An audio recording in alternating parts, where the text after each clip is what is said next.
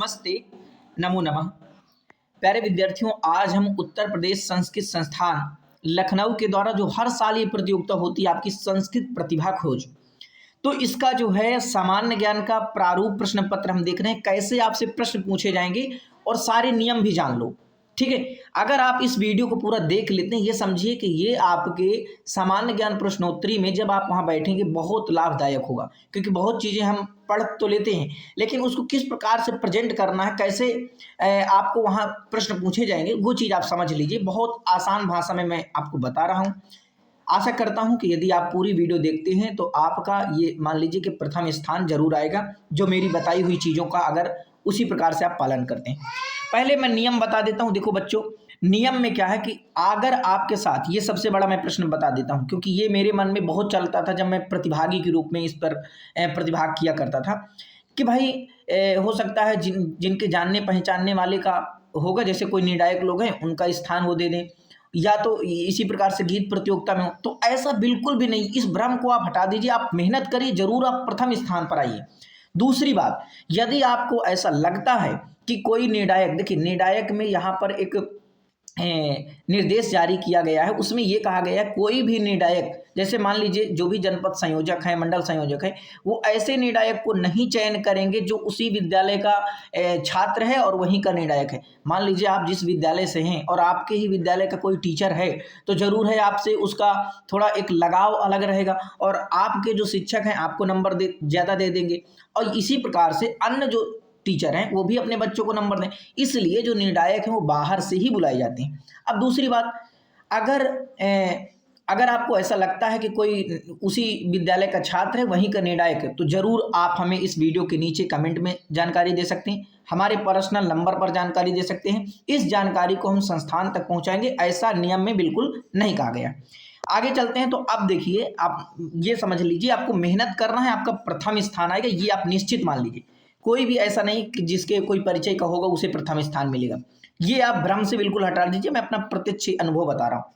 आगे चलिए, तो देखिए अब आपको निर्णायकों के लिए भी निर्देश हैं और आपको जो निर्णायक होंगे वो आपको ऐसा जानकारी बताएंगे। क्या बताएंगे? देखिए, सामान्य ज्ञान प्रतियोगिता में संचालन का नियम निर्देश निर्देशिका के अनुसार किया जाए। प्रतिभागियों को प्रतियोगिता आरंभ करने से पूर्व इस प्रतियोगिता के नियम अवगत करा दिए जाएं। सबसे पहले निर्णायक आपको नियम अवगत कराएंगे। वो क्या कराएंगे? आपको देखिए गोलाकार में बैठा दिया जाएगा, यानी कि इस प्रकार से, ये मान लीजिए ये गोलाकार है, एक बच्चा यहाँ बैठा, एक बच्चा यहाँ बैठा, एक बच्चा यहाँ बैठा, एक बच्चा यहाँ बैठा, एक बच्चा यहाँ, इस प्रकार से ये बच्चों गोले के प्रकार से आप बैठ गए। ठीक है, और समान प्रश्न पूछे जाएं। किसी नवीन बिंदु के प्रश्न का आरंभ गोलाकार में बैठे प्रथम छात्र से किया जाए।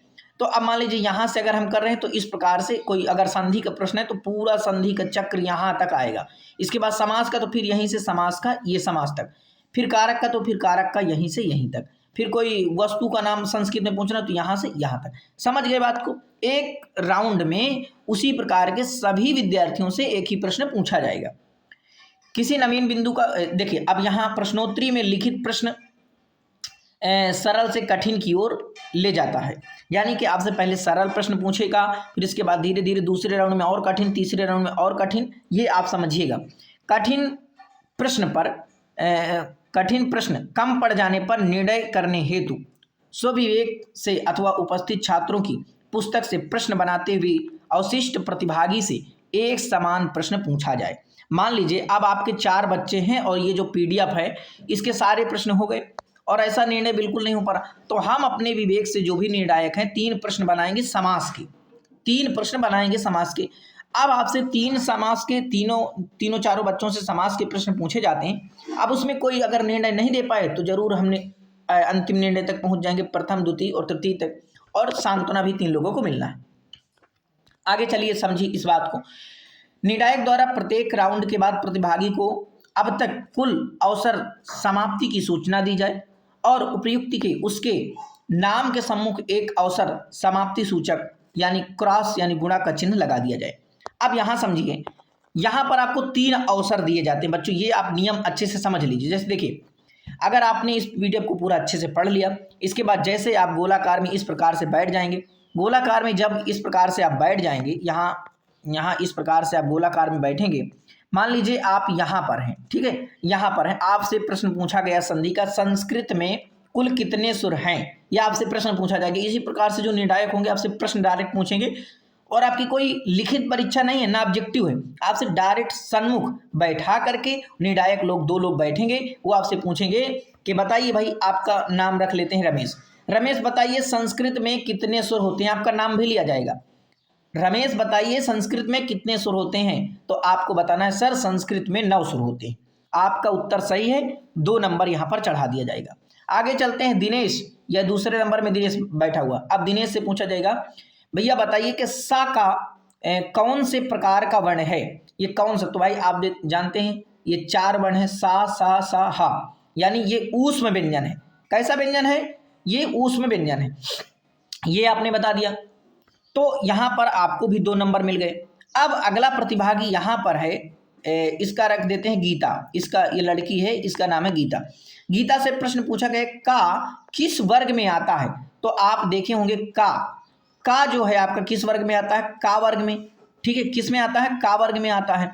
अगर चा पूछ लिया जाए तो चा वर्ग में आएगा, बिल्कुल आसान सा प्रश्न है कि नहीं, का किस वर्ग में आता है, वर्ग जानते हैं ना, ठीक है। तो अब आगे, अब अनुस्वार और विसर्ग को किस प्रकार का वर्ण माना जाता है, तो अनुस्वार और विसर्ग को अयोगवाह वर्ण माना जाता है, ये इससे पूछा जाएगा।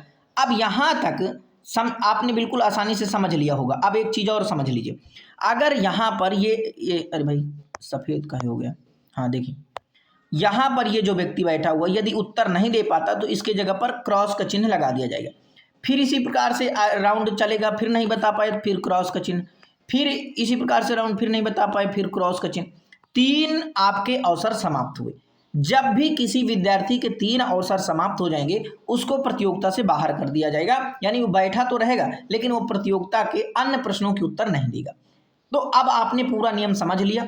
अब हम जानते हैं पूरे प्रश्न आपसे किस प्रकार से पूछे जाएंगे, कैसे आपको धैर्य बना के उत्तर उनका देना है, बिल्कुल घबराइए नहीं आप, ठीक है, थोड़ा सोच समझ के उत्तर दीजिएगा, लेकिन थोड़ा ये चीज़ें याद किए रहना अच्छे से, ठीक है। और 2-3 मैं प्रैक्टिस सेट आपको बता दूंगा ताकि आपकी अच्छी तैयारी हो पाए। कोई अगर प्रश्न है, कुछ चीज़ पूछना है तो आप जो है कमेंट करके भी बता सकते हैं। चलिए, तो ध्यानपूर्वक पूरी वीडियो को देखिएगा ताकि आपको सही जानकारी मिल पाए।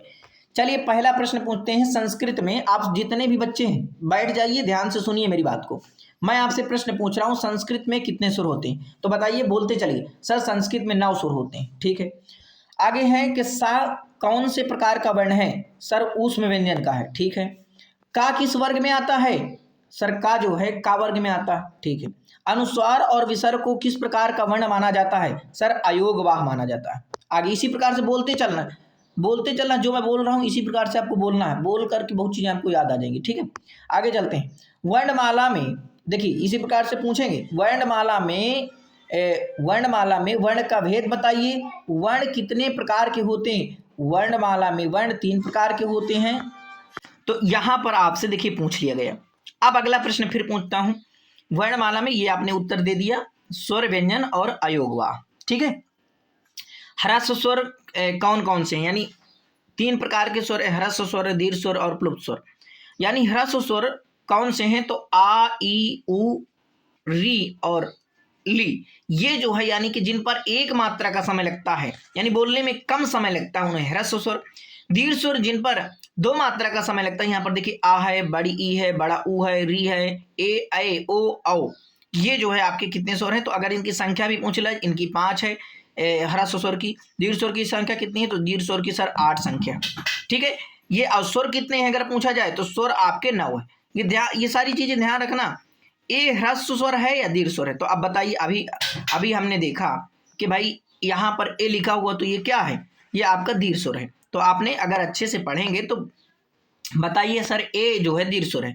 अनुस्वार और विसर्ग कौन सा वर्ण है, और स्वर व्यंजन अयोगवाह, यानी कि स्वर है, व्यंजन है या अयोगवाह, तो अनुस्वार और विसर्ग इसके ऊपर बताया हूं कि अयोगवाह है, ठीक है। ठा वर्ण किस वर्ग में आता है, तो टा वर्ग में आता, टा ठा, ठीक है। स्वर कितने प्रकार के होते हैं, तो मैंने बताया ह्रस्व स्वर, दीर्घ स्वर, प्लुप्त स्वर। स्वर 3 प्रकार के होते हैं। स्वर के तीनों भेद, अब दूसरे विद्यार्थी से पूछा जाएगा स्वर के तीनों भेद का नाम बताइए, तो ह्रस्व स्वर, दीर्घ स्वर और प्लुप्त स्वर। वर्ग के पंचम वर्ण कौन कौन से हैं? तो जो अगर आप देखें का, खा, गा, घा, अंगा, तो आपके जो अंतिम के अक्षर हैं वही आपके जो है पंचम वर्ण हो जाएंगे। ठीक है, या मंगड़ा न। ठीक है, आगे चलेंगे तो देखिए अब जो है मात्राओं का ज्ञान होगा। तो अभी तक हमने सुर का जो है समझ लिए। अब आइए मात्राओं का सही ज्ञान और बोध समझते हैं। ह्रस्व सुर वर्ण के उच्चारण में कितनी मात्रा का समय लगता है? बताइए रमेश। 1 मात्रा का सर लगता है। किस स्वर वर्ण के उच्चारण में 2 मात्रा का सर? 2 मात्रा जिसमें समय लगता है, अभी आपने बताया था कि दीर्घ स्वर का जब उच्चारण करेंगे, जैसे कि आ है फिर आ, तो उसमें सर दीर्घ स्वर का। ठीक है, विसर्ग के उच्चारण में कितनी मात्रा का समय? सर विसर्ग जो होता है वो तो आधा होता है, तो अर्ध मात्रा यानी आधी मात्रा का समय लगता है। बिल्कुल सही।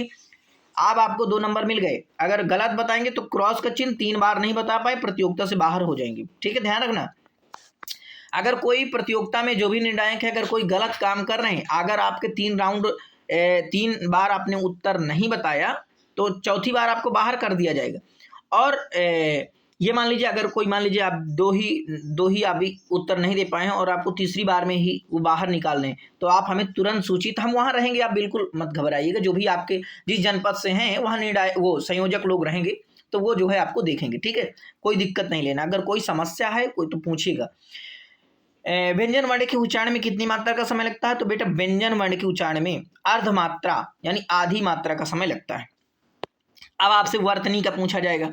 देखिए वर्तनी में अब इसी प्रकार, जैसे कमल है तो कमल शब्द जो है इसको अलग अलग करना है। जैसे का हुआ, ठीक है, अब फिर इसके बाद का में क्या छिपा हो, ये आपका क्या कह ले, का, और फिर जो है आपका ये शुद्ध व्यंजन है, आपका ये शुद्ध व्यंजन है। और ये जो है यानी कि जो व्यंजन होते हैं बेटा वो स्वर की सहायता लेकर बनते हैं। ये जो आपका का है ये व्यंजन की वो स्वर की सहायता लेकर के पूरा का बना हुआ, तो शुद्ध का आपका ये है। इसी प्रकार से ये हलंत लगेगा। ठीक है, इसको का कहते हैं। अब यहां पर आ हो गए क्योंकि आ छिपा हुआ। इसके बाद क्या है, माँ है, तो प्लस का लगाइए, फिर माँ भी होगा और माँ ये शुद्ध हो गया। ठीक है, इसके बाद इसमें भी आ होगा तभी तो ये माँ बनेगा, ये माँ हुआ। इसके बाद फिर आपका क्या है, ला है, तो अब आप फिर ला लिख दीजिए प्लस लगा करके, यहाँ प्लस लगा दीजिए, प्लस हुआ, ला हुआ ये।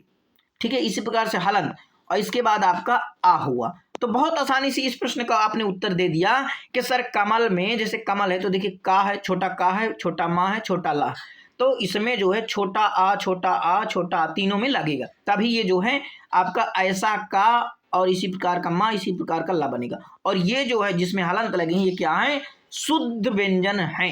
अगर कोई पूछे तो ये भी बता।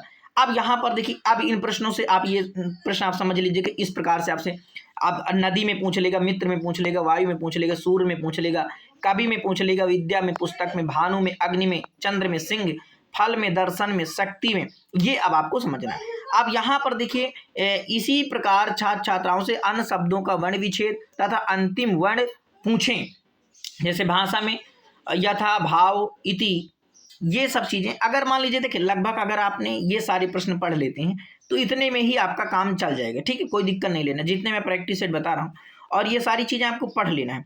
अब देखिए आप प्रश्नों की टाइप समझ लीजिए। 6 वर्णों वाले शब्द देखिए, जैसे सूचिका, यह पद किन किन वर्णों के मेल से बना है, तो आकारांत है। अब देखिए 1 2 3 4 5, देखो इनको गिनो, यहां पर तक गिनेंगे 1 2 3 4 5 6। ठीक है, 6 वर्ण हो गए ना।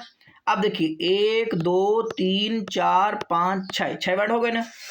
कैतव शब्द का वर्ण विच्छेद कीजिए तथा अंतिम वर्ण बताइए। अंतिम वर्ण क्या आएगा, आ आएगा। इसमें क्या आएगा, आ आएगा। तो ये जो है ये देखिए ये आकारांत है, ये आकारांत है। ठीक है, ये जो है ये आकारांत है, ये आकारांत है। तो ये अब देखिए तुलसी में किन किन वर्णों के मेल से, तो इसी प्रकार से तुलसी में, तो यहां पर भी आपके 6 वर्ण होंगे। देखिए 1 2 3 4 5 6। ठीक है, ईकारांत है, तुलसी ई है तो ईकारांत है। तो इसी प्रकार से चस्का, शौचिका। ठीक है, अब इसी प्रकार से अन्य आपसे विच्छेद पूछे जाएंगे। आगे आए 6 वर्णों से 6 से अधिक वर्णों वाले शब्द, तो 6 से, अब जैसे दीपावली है, देखिए 1 2 3 4 5 6 7 8 है, ये क्या है, दीपावली। ई अंतिम से समझा करिए, अंतिम से ईकारांत है, ई आ रही तो ईकारांत है, आ रहा है तो आकारांत है, बड़ा आ रहा है तो आकारांत है। समझ रहे हैं बात को ना। आगे चलिए, दीपावली मरीचिका, लास्ट में क्या आ रहा है तो सर बताइए ये आकारांत है क्योंकि अंतिम में आ रहा है। चलिए आगे समझिए संकेत, ये अब इस प्रकार की ये भी आपसे और दिए गए हैं ताकि इनको भी आप, जैसे अगर पूछूं भाषा, सर आकारांत लास्ट में आ रहा। सरलता, सरलता आ, ता में क्या है बड़ा आ की मात्रा, तो आकारांत है सर, ये समझ गए हैं। आगे संयुक्त अक्षर वाले शब्द देखो इस प्रकार के प्रश्न। श्रृंगाल, यह पद किन किन वर्णों के मेल से बना है?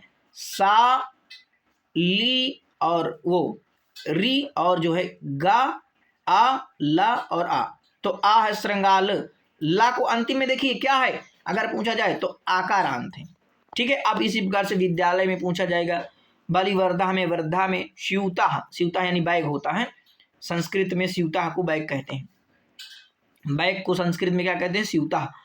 अब आगे चलिए, यहाँ अब देखिए वर्ण क्रम ज्ञात करना प्रत्येक छात्र से, ये जो प्रश्न हैं इनको आप पढ़ लीजिए, इतने में आपका काम चल जाएगा, इनको अच्छे समझ बस लीजिए।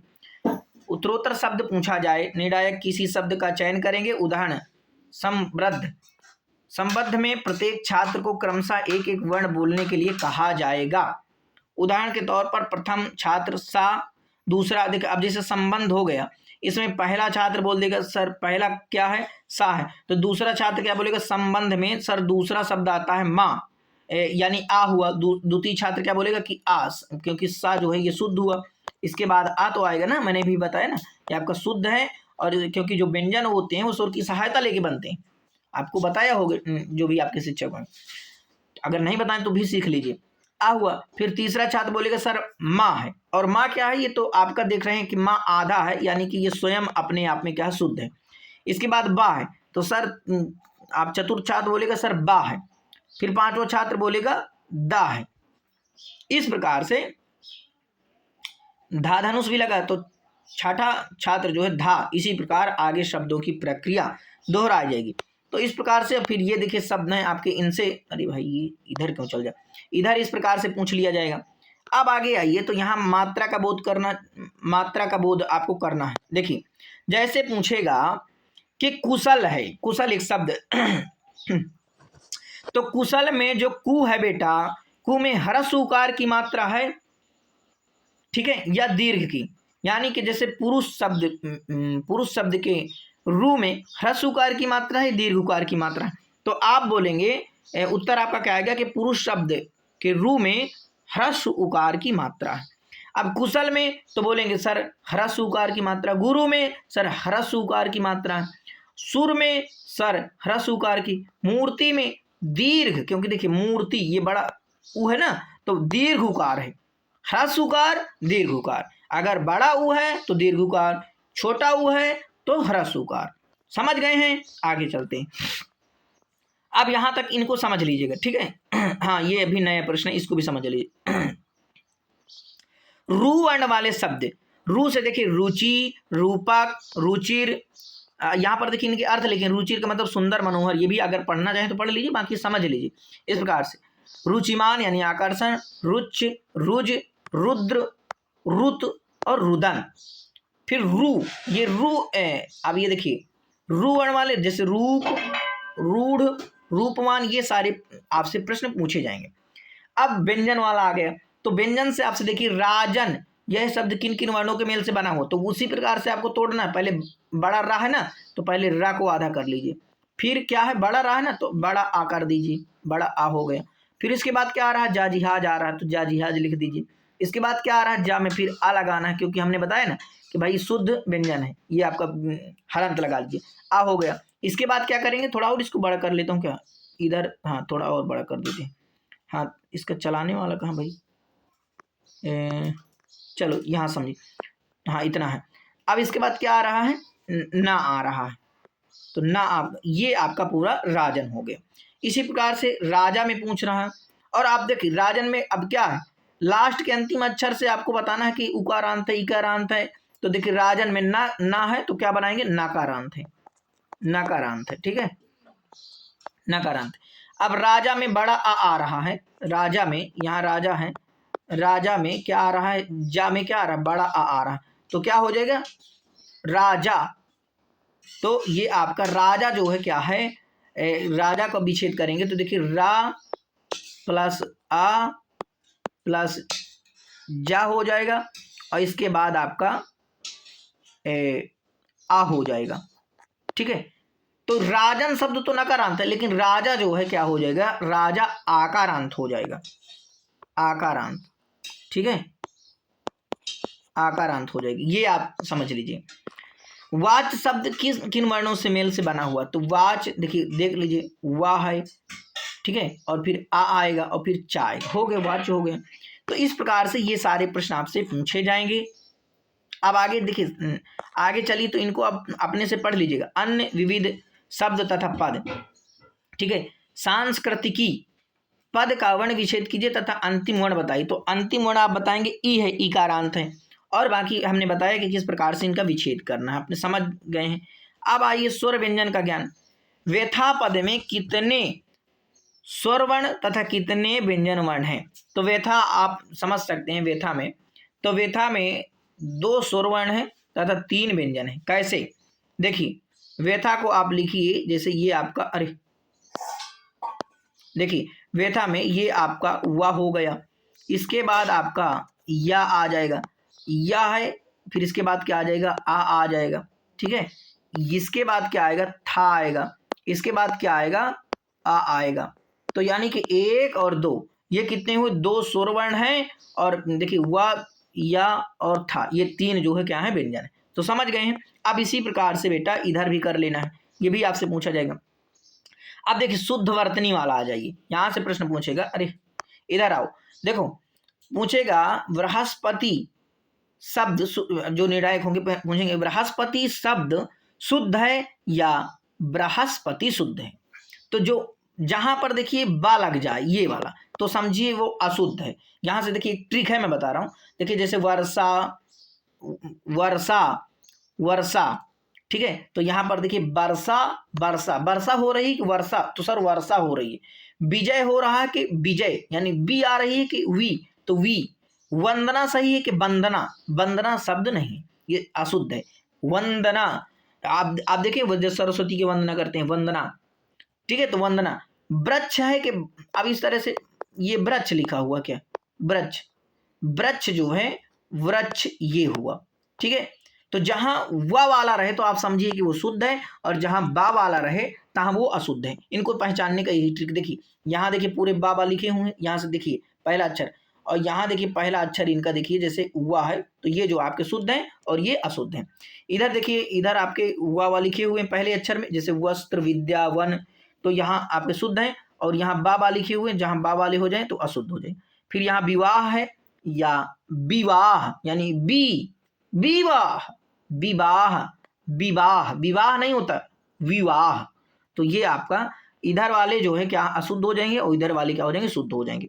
आगे चलते हैं, आप ये समझ गए ना, ये सारे प्रश्न। आप देखिए सा शब्द वाले संस्कृत, तो इस प्रकार से आपसे प्रश्न पूछेंगे। अब आगे देखिए, मैं जो है थोड़ा आपको कम समय में बहुत चीज़ें जानकारी देना चाहता हूं, ताकि कोई प्रश्न आपसे बचे ना। इस प्रकार से थोड़ा कुछ चीज़ें आप अपने से ध्यान रखिएगा। अब देखिए, ये जो है शब्दकोश में आकार शब्द पहले आएगा या आकृति, तो आकार शब्द पहले आएगा। ये आपको क्रम यहाँ से अगर देखिए, ये आप पढ़ेंगे, संस्कृत शब्दकोश के वर्णमाला को विद्यार्थियों के लिए सरल और बोधगम्य बनाने हेतु तो नीचे प्रश्नों की एक रूपरेखा प्रस्तुत की गई है। इन प्रश्नों के अभ्यास से छात्र कोश की क्रम को भली भांति समझ सकेंगे तथा उन्हें संस्कृत कोश ग्रंथों में शब्दों की खोज में सुविधा प्राप्त होगी। तो आपको ये पहले समझ में आ जाएगा कि भाई जो है, मान लीजिए शब्दकोश में आकार शब्द पहले आएगा या आकृति, तो आकृति तो बाद में, पहले आकार ही तो आएगा, आकार ये है। इसी प्रकार से अन्य भी आपसे शब्द पूछे जाएंगे। आगे चलते हैं, दैनिक उपयोग में शब्द पूछे जाएंगे। तो देखिए दैनिक उपयोग में क्या, जैसे यहाँ पर हिंदी लिखा हुआ एक तरफ संस्कृत लिखा हुआ, ठीक है, मैं थोड़ा जूम कर देता हूँ, ध्यान रखिएगा। जैसे घर है, मैं पूछूंगा बेटा घर को संस्कृत में क्या कहते हैं, सर घर को गृहम कहते हैं, आवास कहते हैं। अच्छा, दरवाजा को द्वारम कहते हैं, खिड़की को कहते हैं वातायनम, गवाच्छा भी कहते हैं। दीवार को क्या कहते हैं? दीवार को भित्ति बोलते हैं, याद कर लीजिए। कुर्सी को क्या कहते हैं? कुर्सी को देखो आसंदी आसंदा, आसंदा माने कुर्सी होता है, तो कुर्सी आसंदी भी कह सकते हैं। पीठिका, उत्पीठिका तो टेबल हो जाती है। मेज या टेबल उत्पीठिका हो जाती है। बिस्तर, बिस्तर को पलंग या सैया भी कह सकते हैं। पर्यंकः, तकिया का उपधानम यानी जो मूड़े में लगाते हैं ना तकिया। अलमारी, कपाटिका, पंखा, व्यजनम, दीपक, दीपः। भोजन संबंधी शब्द देखिए, खाना को क्या कहते हैं? भोजनम, आहार। जल को पानी कहते हैं, जलम कहते हैं, अम्बु कहते हैं, तोयम कहते हैं, दुग्ध को दुग्धम। ये सारी चीजें आप जो है समझिएगा। दही को दधि, चावल को तंडुला कहते हैं, रोटी को रोटिका, सब्जी को शाकम, फल को फल कहते हैं, नमक को लवणम, सैंधवम। ये जो है, अब ये आपसे देखिए रिश्ते वाले पूछेगा। तो पिता को क्या कहते हैं संस्कृत में? सर जनकः। माता को क्या कहते हैं? मातरः। भाई को भ्राता, बहन को भगिनी, पुत्र को क्या कहते हैं? पुत्रा, पुत्री को पुत्री, तनया बोलते हैं। आदमी को नरः, मनुष्य बोलते हैं। स्त्री को क्या? नारी, स्त्री। समय और दिन, अब देखिए दिन को दिवसः, रात को रात्रि, सुबह को संस्कृत में प्रातः काल, उषा हो गई, प्रातः काल, प्रातः काल जब चिड़िया बोली। शाम को सायंकाल। घड़ी को संस्कृत में घटिका बोलते हैं। और जो समय आप हिंदी में लिखते हैं समय, तो अगर यहाँ विसर्ग लगा दीजिए, बस हो गए समयः। सप्ताह, सप्ताह। विद्यालय, विद्यालय और पढ़ाई देखिए, विद्यालय, विद्यालय को पाठशाला, विद्यालयः। पुस्तक को पुस्तकम, ग्रंथः। कक्षा को कक्षया, छात्र को छात्रः, अध्यापक को शिक्षकः, आचार्य बोलते हैं।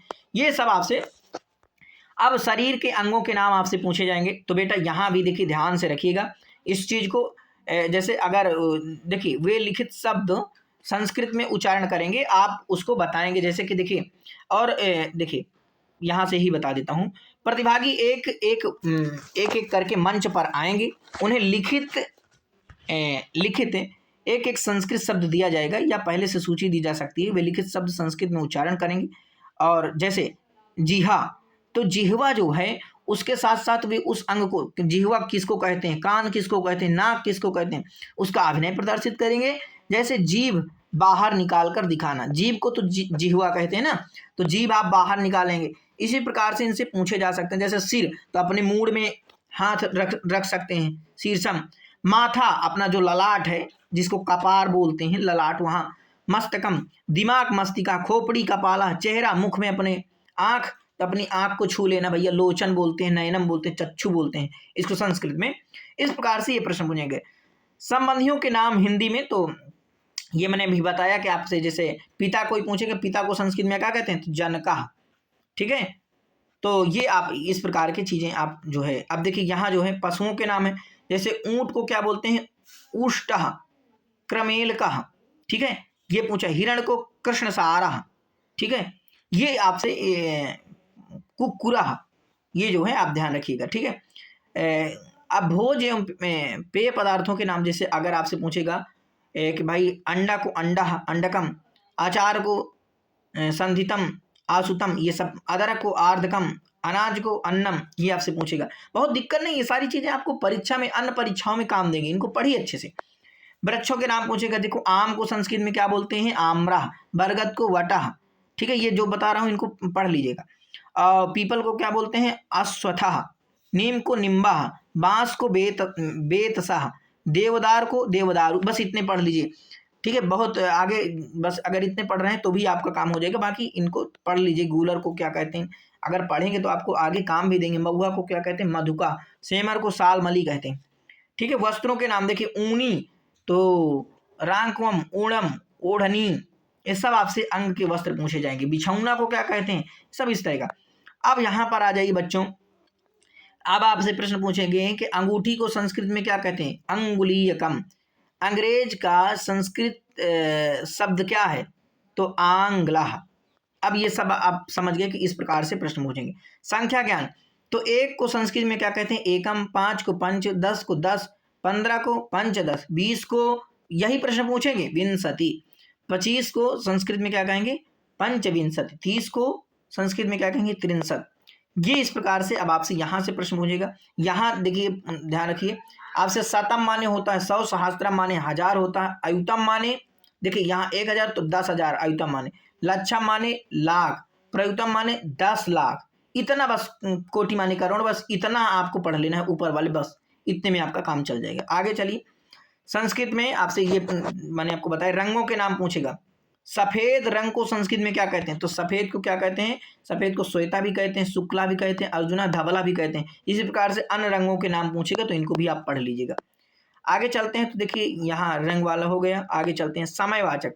समयवाचक देखिए, घड़ी को क्या बोलते हैं संस्कृत में? घटिका। समय को समयः, बजे को वादनम, घंटा को होरा, मिनट को निमेषा, सेकंड को क्षणम, पौने का पादोन, सवा को सपाद, साढ़े का सार्धम, अधिकम का अधिकम, कम का न्यूनम या ऊनम। ये आपका हो गया। और ये आप 1 से 12 बजे तक का समय अगर कोई पूछते, जैसे 1 बजा तो 1 वादनम, 2 बजे द्विवादनम, 3 बज गए हैं तो त्रिवादनम। ये आपसे इस प्रकार का भी आप प्रश्न, अब ये इसी प्रकार से समय वाले हैं तो समय वाले भी पढ़ लीजिए।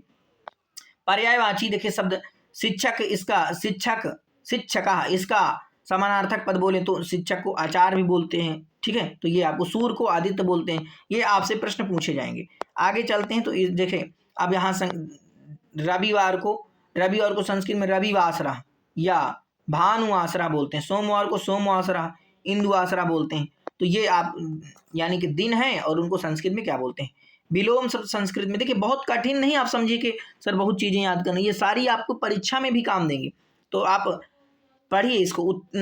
उत्तीर्ण का विरुद्धार्थक शब्द बोलिए। जैसे कोई उत्तीर्ण है तो अनुत्तीर्ण हो जाएगा, कोई पास है कोई फेल हो जाएगा, ये सब चीजें।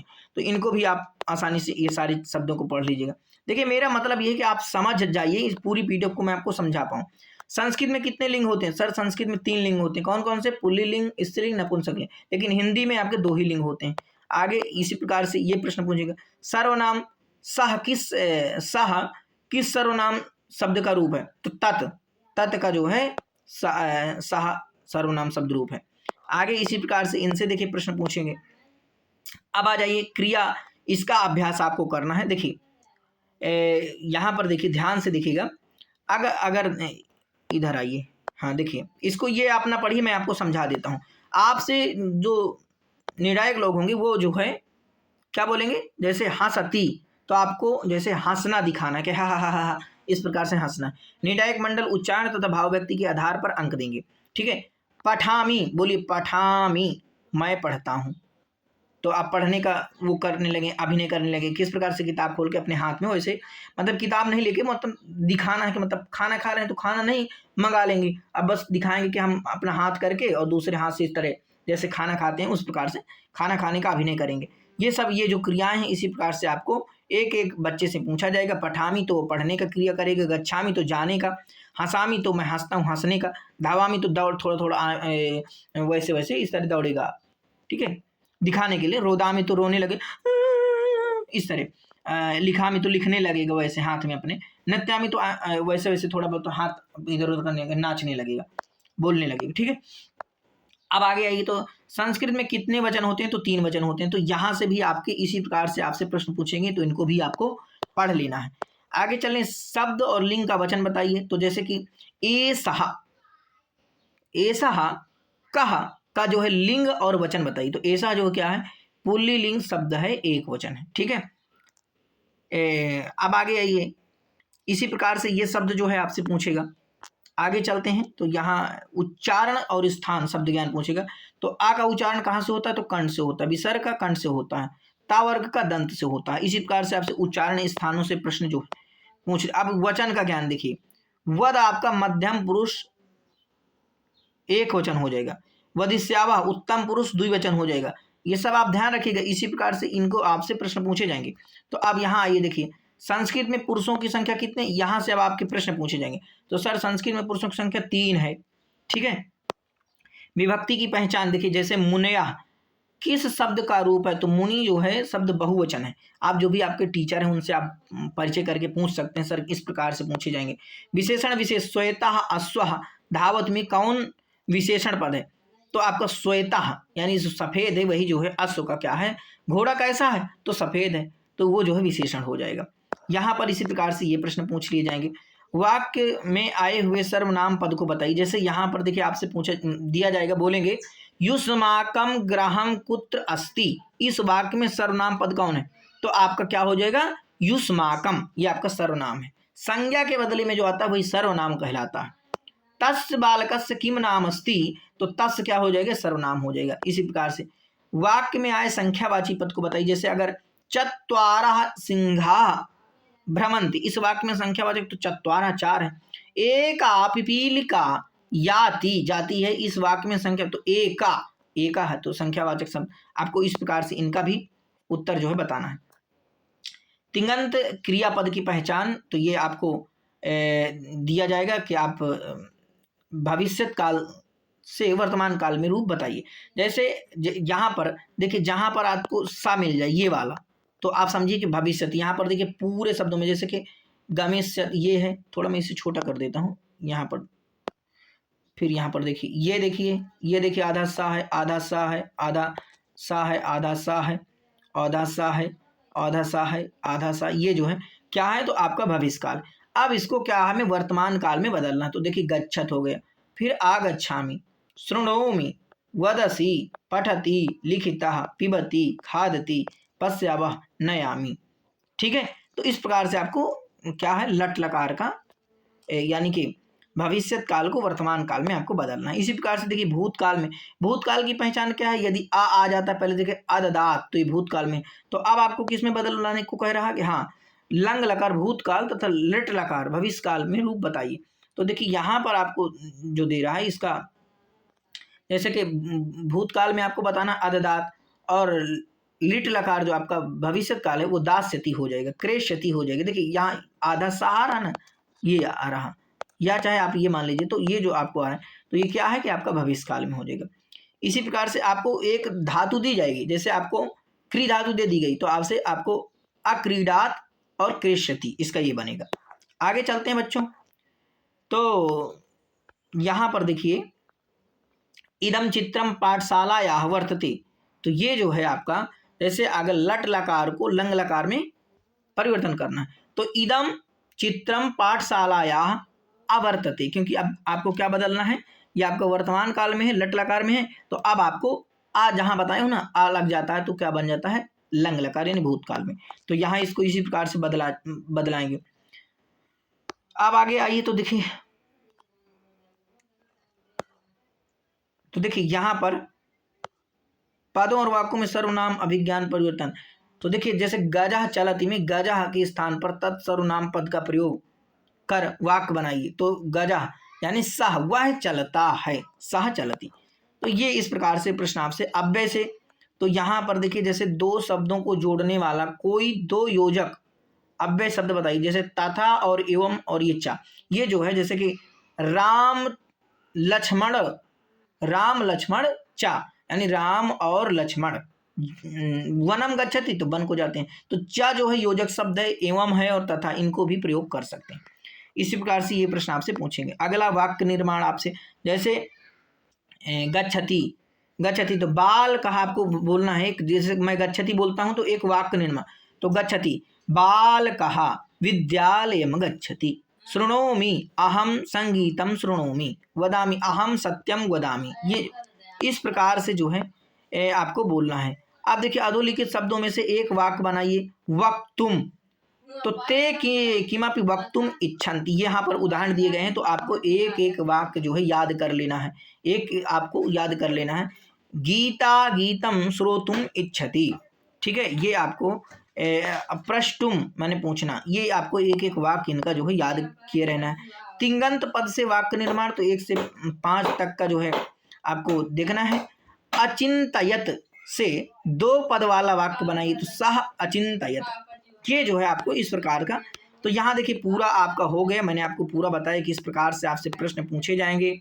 ठीक है, यहाँ पर देखिए मैंने अभी लाकार है वजह से आगच्छति है, तो लंग लकार में आ हो जाएगा। ठीक है, ये अभी मैंने आपको बताया था।